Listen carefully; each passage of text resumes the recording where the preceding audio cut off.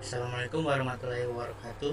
Saya Muhammad Fadli Effendi dengan NPM 2213201027 dari kelas Kesmas A akan mempresentasikan materi tentang penggunaan kayu bakar dan kepemilikan cerobong asap untuk pentingnya kesehatan masyarakat di desa. Yang pertama, kenapa masalah ini penting? Karena penggunaan kayu bakar sangat sering di rumah tangga, terutama di daerah yang belum terjangkau energi listrik atau gas. Kayu bakar bisa menjadi alternatif karena biaya yang relatif lebih murah. Yang kedua, penggunaan kayu bakar juga menimbulkan masalah kesehatan, terutama dengan sistem pernapasan karena asap yang dihasilkan dari pembakaran kayu mengandung zat kimia yang dapat menyebabkan iritasi pada saluran pernapasan dan risiko penyakit seperti bronkitis dan pneumonia. Yang ketiga adalah ketika cerobong asap tidak ada atau tidak berfungsi dengan baik, asap dan polusi dari pembakaran kayu bakar dapat menumpuk dalam rumah yang dapat memperburuk kualitas udara dan meningkatkan risiko penyakit pernapasan bagi anak-anak, lansia, dan individu dengan kondisi pernapasan yang sudah ada sebelumnya. Selanjutnya, apa dampak penggunaan kayu bakar terhadap kesehatan ketika tidak adanya cerobong asap? Yang pertama, akan terdapat polusi dalam ruangan. Polusi yang dihasilkan dari asap ini mengandung zat berbahaya seperti karbon monoksida atau CO, partikulat halus atau PM2,5, dan gas beracun lainnya yang dapat menyebabkan penyakit sistem pernapasan. Yang kedua, memiliki risiko penyakit bernafasan. Asap kayu bakar dapat menyebabkan batuk kronis, sesak napas, asma, bronkitis, serta infeksi saluran pernapasan. Dan apabila terpapar dalam jangka panjang, dapat meningkatkan risiko penyakit jantung. Selanjutnya, dari penggunaan kayu bakar tentu diperlukannya cerobong asap. Yang pertama, kita perlu tahu apa itu cerobong asap. Untuk definisi dari cerobong asap yaitu alat yang digunakan untuk mengalirkan asap dari kompor atau tungku keluar rumah. Biasanya berupa cerobong atau saluran ventilasi, dan alat ini dirancang untuk mencegah asap terperangkap di dalam ruangan, jadi lebih mudah untuk mengalirkan asap pembakaran dari dalam ruangan untuk keluar. Selanjutnya yaitu fungsi. Fungsi dari cerobong asap ini untuk mengurangi asap dalam ruangan dan menjaga kualitas udara dalam rumah agar tetap bersih, sehingga dapat mencegah gangguan pernapasan dan memastikan kenyamanan anggota keluarga dalam rumah. Selanjutnya, apa sih manfaat dari kepemilikan cerobong asap?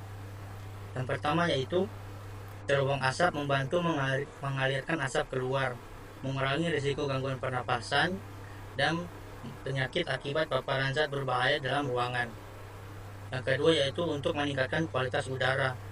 Jika cerobong asap terjaga dan tetap bersih, maka cerobong asap tersebut mampu untuk menekan risiko penyakit pernapasan dan kardiovaskular atau penyakit jantung. Selanjutnya yaitu dampak buruk jika tidak memiliki cerobong asap. Yang pertama, kualitas udara dalam ruangan menurun.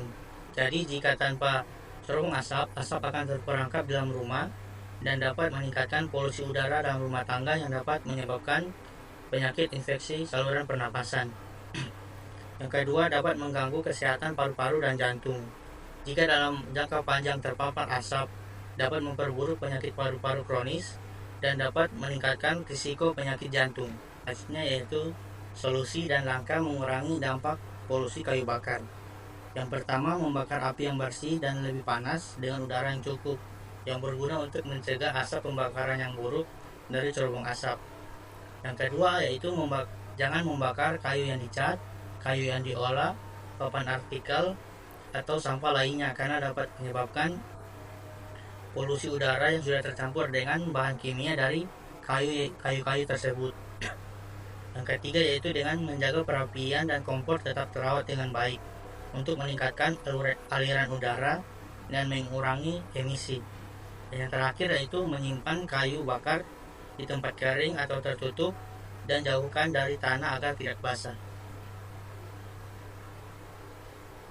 Selanjutnya yaitu panduan pemeliharaan cerobong asap.